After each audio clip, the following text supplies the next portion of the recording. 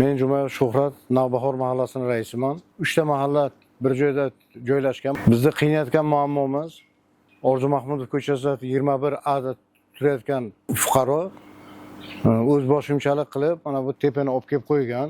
3 ta mahallaning nomidan aytyapman. Mana bu yerda fuqarolar ham bor. Bizlardan biror narsa olgan emas. Navbahor mahallasi qonunchilik bo'yicha ruxsat olish kerak. 3 ta mahalladan ham yo'q ruxsat. Uy bilan transformator oraligi 8 metr. Buning ustiga 4 ta transformator qo'yilgan. Yana bittasiga ulanyaptilar. Bolalar maydonchasini o'sha yerda quruvdik. Hashar yo'li bilan. Uni ham tortib olishyapti. Uyda orqasi Orzu Mahmudov ko'chasi. U yerda juda ham harakat ko'p, mashinalar ko'p. O'ynayotgan joyimiz yo'q. Bolalarimiz qayerga borib o'ynasin? 3 yoshlar, 4 yoshlar bolalar.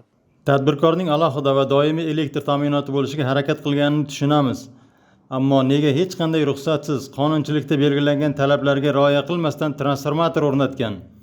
Bu savollarga javob olish uchun tadbirkor bilan bog'lanishga harakat qildik, ammo iloji bo'lmadi. Aslida bu murojaat kecha yoki bugun yuzaga kelgani yo'q.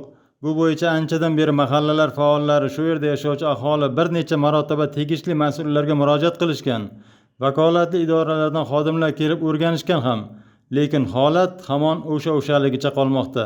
Vaziyatga oydinlik kiritish uchun murojaatni joyida o'rgangan Samarqand shahar elektr ta'minoti bosh muhandisi Jamol Toshturov bilan bog'landik. Bizlar faqatgina u murojaat qilsa, biz murojaatiga asosan ulanish nuqtasini beramiz. Nima uchun bizlar 0.4 kilovatdan bermayapmiz? Sababi u o'zimga transformator qo'yaman degandan keyin davlat yagondacha murojaat qilyapti, ruxsatnomasini olyapti. Biz mana shu yerning yuqori kuchlanishi oddiy ruxsat beryapmiz. Aha. Biz faqat ruxsatnoma yuqori kuchlanishdan beryapmiz, 6000 voltdan beryapmiz. Uyiga xohlasa o'sha kafeni oldiga olib borib qo'ysin, xohlasa men odamlarga kelishsa o'sha hozir turgan joyga qo'ysin. U bo'yicha biz javob bermaymiz aka. Sizlar faqat ulanishga ruxsat beryapsiz, shundaymi? Joy masalasi emas. Joy masalasi bo'yicha biz javob bermaymiz aka. Yerga huquq bermaganmiz aka, yerga ruxsat berishga.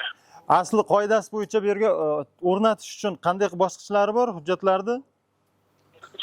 Burada qarang, misol uchun shaxsiy firmalar ko'payib ketgan hozir. Proyekt chiqadi.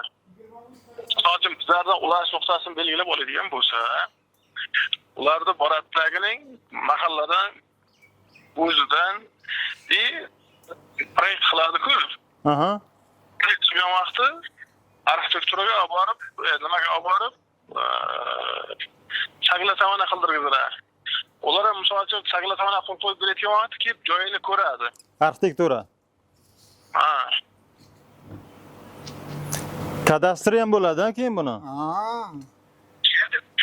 Keyin ular ruxsat bersa, joyiga qo'yiladi. Undan keyin qazishini hokimiyat oladi ruxsatnomasini aka. Bundan tayinlab keldimi? Unga bizning umuman daxlimiz yo'q aka. Ruxsatlaringiz, vakolatingiz bo'lgani faqat ulanishga ruxsat bergansizlar, tamom. Shundaymi? Faqat ulanishga, tamom.